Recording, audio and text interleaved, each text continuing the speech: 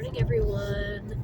It's Caitlin, your geeky girlfriend, and as you can see, we are in the car again, which means it's time for another episode of the Morning Report. Ignore my voice. I am dealing with some allergies at the moment, so I'm just very stuffy and congested. Nothing more than that. I literally just have a runny nose and some congestion, so ignore my voice. But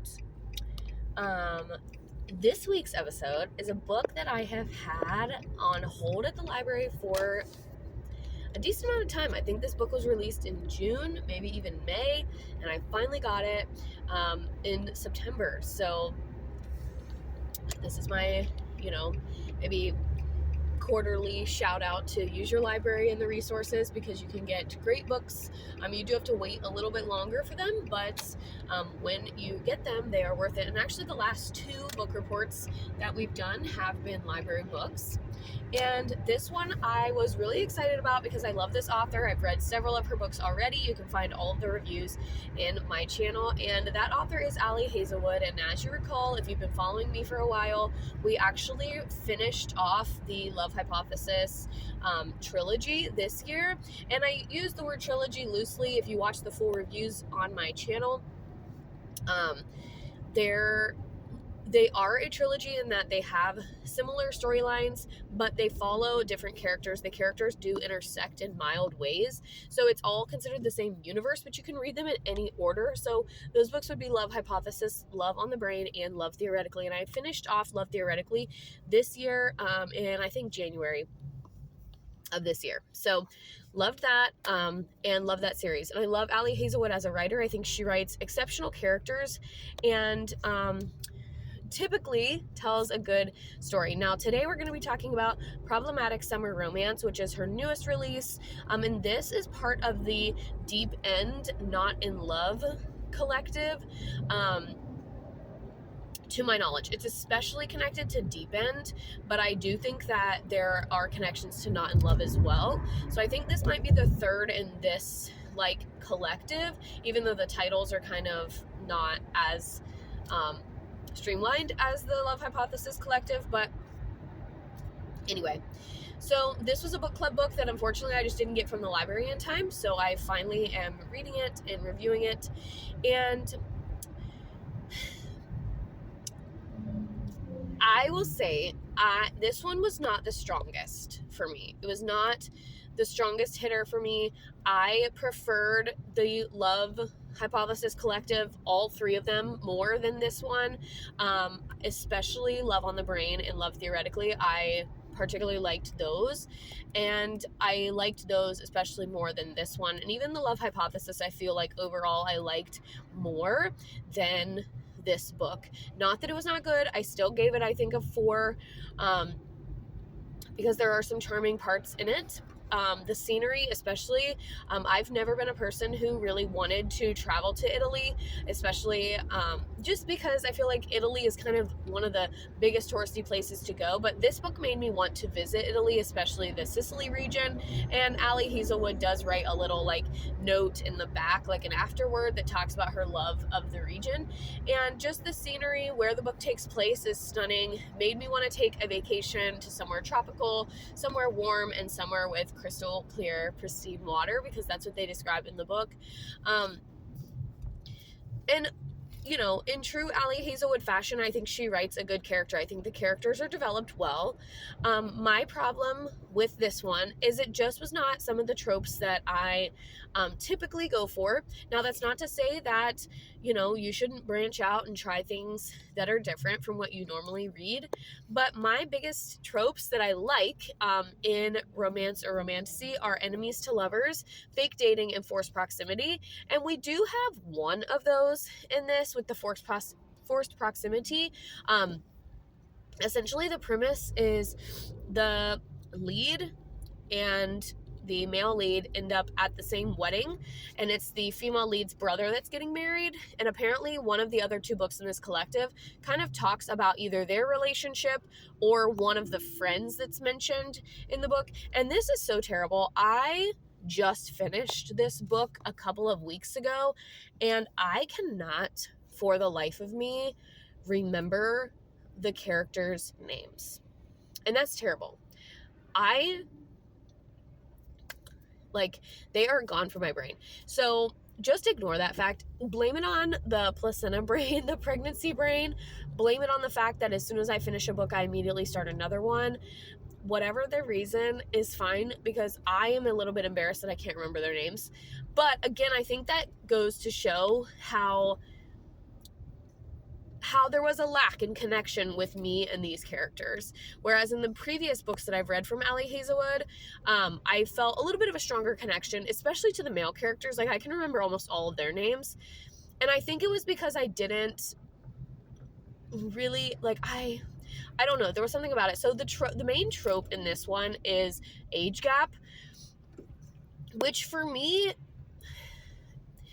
it may sound weird because I've reviewed books like The Teacher and I absolutely loved that book, which is ironic because I am a teacher.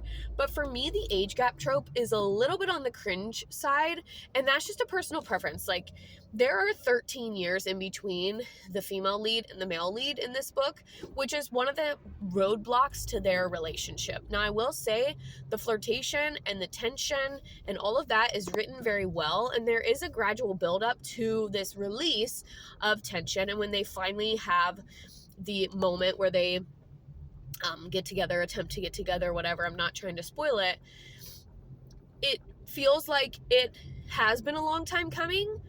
But at the same time, the age gap for me, and thinking about the fact that he was already a teenager when she was born, it just gets a little cringy. And like I said, that is ironic and semi-hypocritical coming from me, who rated The Teacher by Frida McFadden as a 5-star book. But people always ask me, like, oh my gosh, you're a teacher, how did you enjoy reading that book? I thought it was so cringy. I wasn't super interested in the Nathan storyline. I was more interested in the storyline of the wife and the teacher. So, especially the epilogue. So keep that in mind when you hear, especially if you go and watch my review of The Teacher. But you see, I remembered his name. So yes, I can understand why people find that book cringy, but for me, that was not the storyline that was really guiding me, I guess. Like, I was much more attached to the wife in that story and her storyline and the actions that she took and that the female took in the story. I think the female's name was like Addison or something. So anyway, that was a tangent.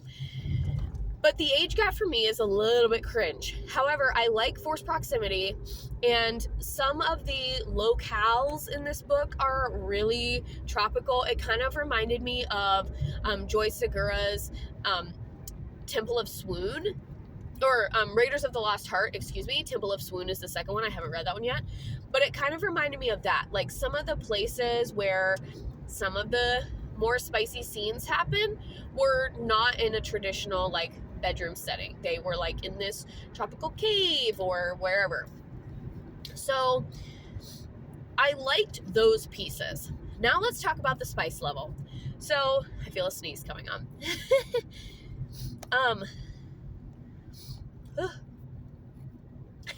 So Ali Hazelwood traditionally includes one, sometimes more, scene of spice in her books.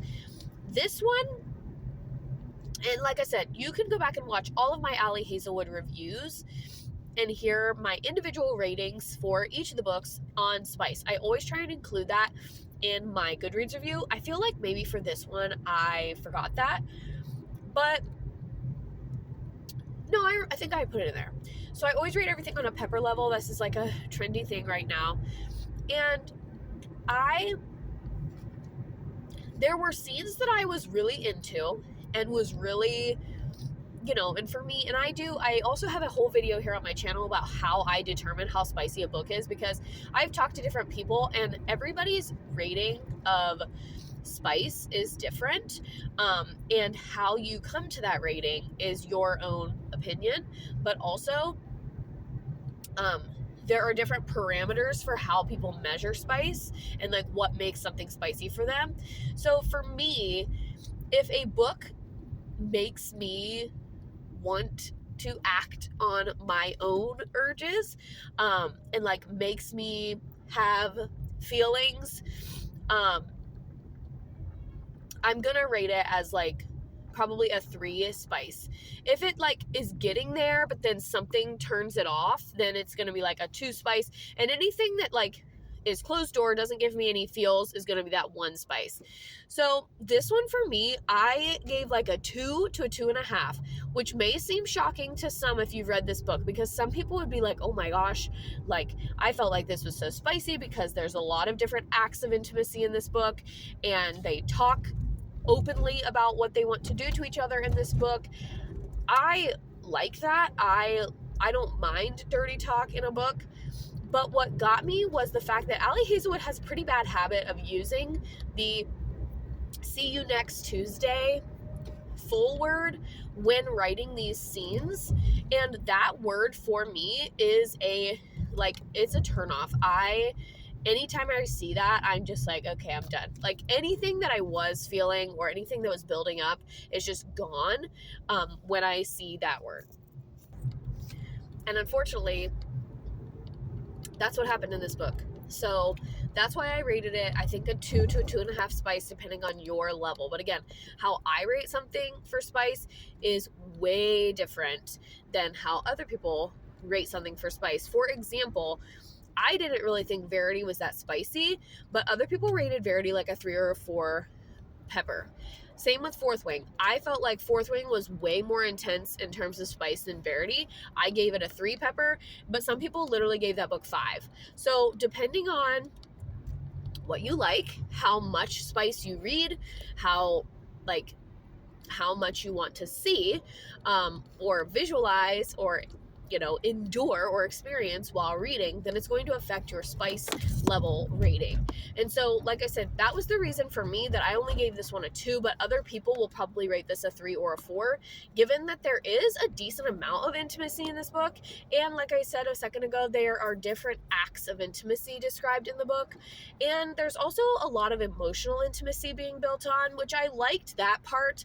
And like I said at the beginning of this video, I feel like Hazelwood does a great job in developing characters, male and female, and she does a good job of developing these relationships. So whether it's an enemies to lovers, whether it's this age gap, whether it's the fake dating, she does a really good job of like building that relationship and putting in that tension, and putting in that flirtationship. So that part of the relationship I liked. I just didn't love her use of that one word, and that's just a personal preference to me. She could have used any other word and I probably would have rated this a 3 to a 3.5. That word alone just killed the mood, literally killed the vibe for me. Overall, like I said, I'm pretty sure I gave this book a 4 stars still. I thought it was enjoyable. And when the relationship was building, I enjoyed it. It did have a slower start than some of her other books, which is another reason why I only gave it a 4. I felt like it took me a couple of days to really get into the story, and I think it was because of the age gap trope. Like, you're introduced right away to Connor. I remembered his name, and kind of her feelings for Connor, but you're also introduced right away to the age gap and the fact that he's significantly older than her, and kind of how they came to meet and everything. So that is put in there right away, and it took me a couple of sittings with this book to really get into that and like commit to, okay, this is what this is going to be about, let's see this through. So it did have a little bit of a slower start compared to some of the other ones that I've read.